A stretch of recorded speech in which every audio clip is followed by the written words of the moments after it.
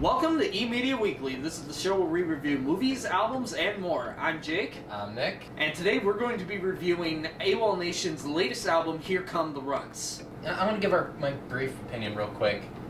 I still feel Run is the best, but I will... Oh, yeah.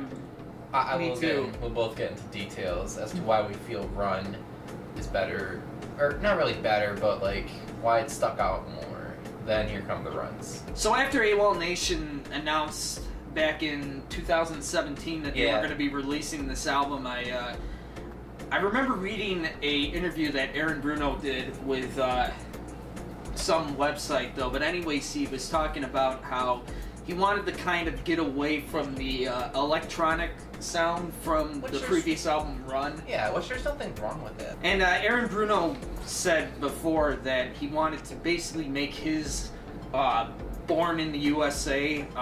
He talked a lot in this interview about how he really likes that Bruce Springsteen album, Born in the USA, and took inspiration from it. Yeah, took a lot of inspiration from that album. I guess kind of talking about some of my personal favorite songs on the album. Like I didn't follow a lot of the leading up to it. I remember me and you were both when they dropped Passion. I remember both of us were in the live stream when they went through their whole history, and then it was 2017 ? I really did like Passion when it first came out. I too. thought that was a great first single to release from that album. I agree. I was not, however, impressed with the second single off of that album that was released, which was 7 Sticks of Dynamite. I actually do enjoy that one. That's personally one of my favorites, funny enough. I thought it was kind of... It was very slow. Yes, it was very slow, but... It fits a niche in a way. See, me personally... I'm the complete opposite of you. I didn't care for Passion when it first came out, and when 7 Sticks of Dynamite came out, that's when I loved it. My Molasses, that definitely stuck out. I like that song too a lot. It's more so like the latter tracks is when I noticed it was getting really good. Like Cannonball, that was another good one. I was not that impressed by Cannonball, and I do want to say this before we move on any further. One of the reasons why I was kind of turned off by this album, and I'd also like to point out that I'm a huge AWOLNATION fan. Yeah, I absolutely love Aaron Bruno's work. I think he's a very, very talented musician. Yeah. But I don't know, this album, I think he had good intentions of the direction that he wanted to go in with this album. He wanted to get more to the stripped down rock and roll roots that he grew up with and everything though. But I think there was a lot of songs on this album that they felt very incomplete or very rushed. A very, very good. And I think that a lot of these songs, he could have expanded a little more. Whether it be the chord progressions or even just changing up the lyrics a little bit, because I really did notice that a lot of these songs on this album lack the lyrical content. Yes, they're very kind of simple lyrics that they repeat sometimes three times over. I noticed that too. I would have liked it if he just expanded more on the lyrics. For example, I'm gonna go into Stop That Train. Musically wise, it's phenomenal, but lyrically, it was definitely missing something. Didn't you tell me in the car about that was his favorite song off the album? Yes, he said in that same interview that I was talking about earlier that Stop That Train was probably his most favorite song to record for that album. I can see why. And I can see why, because it was the longest song on the album. The longest song, and it had the most instrumental in it, and that's what I really love. But it was kind of like a song, like, I don't want to say it was like Jesus of Suburbia. Yeah. But it had those different stages of the song that it went into. Yeah. Yeah. But again, this was another song that I thought that it could have used a little more lyrics in it. I agree. I felt that was very kind of too repetitive. I do agree. There is one song, I think me and you both kind of reacted to the song, Table for One. Yes, that was a really very good song. Very kind of heart-wrenching song. I had to skip over it, not because it's a bad song, but just because of a lot of personal stuff. I'd like to share kind of a personal story, kind of a personal connection that I had to that song. Yeah.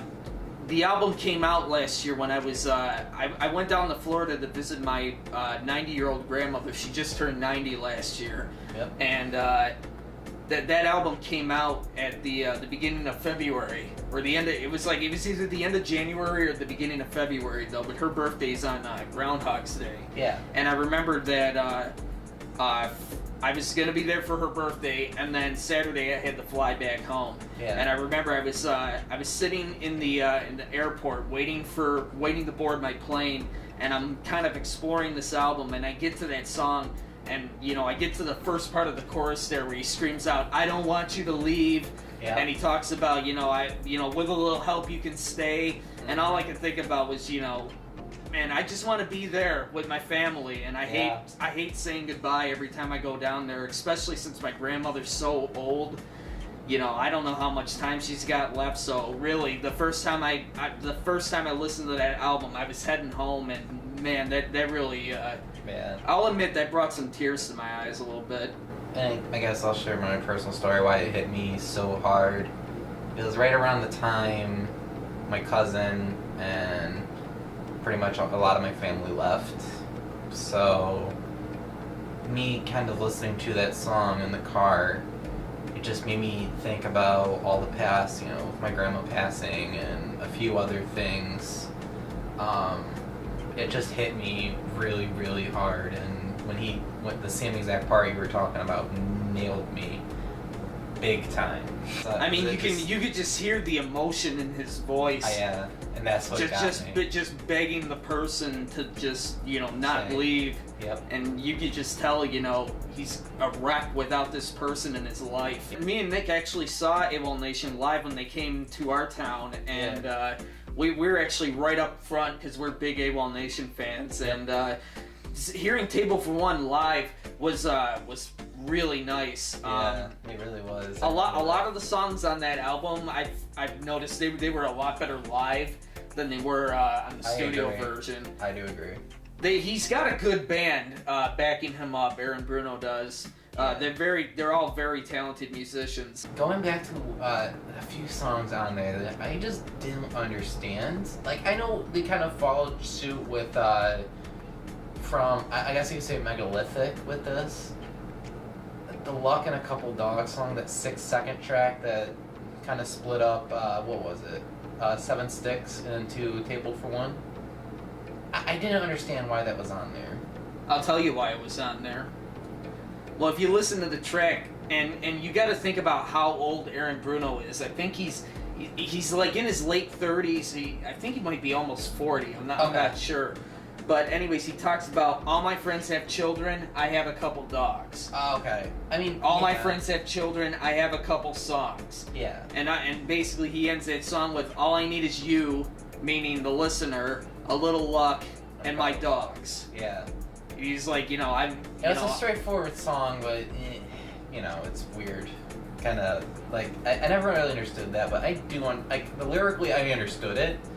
What I meant was that why was it on the track, I guess you could say. A band that I think is most famous for doing this is the Gorillaz, and I noticed that a lot with their one album Humans that came out a couple years ago. I hadn't heard that fully yet, but I heard it was very, very good. We did mention this when we did Trench, and I'm gonna give the same compliment to AWOL. When back when we reviewed Trench, we did Jumpsuit and how they matched it right into Levitate, and I really loved that. It went from Passion into Sound Witness System, which, me personally, I didn't care for Sound Witness, but I respect the song in general. He claims that he's got some rapper that's rapping on that song. It doesn't sound like it. I forget what the name I forget the name of the rapper though, but it sounds like him. It really does. Which is what I'm thinking, like maybe he made the name up or something. Yeah, he probably did. I think he just doesn't want people to know, oh, I can rap, blah, blah, blah, blah, but... Well, it wasn't that complicated rap. Right, exactly.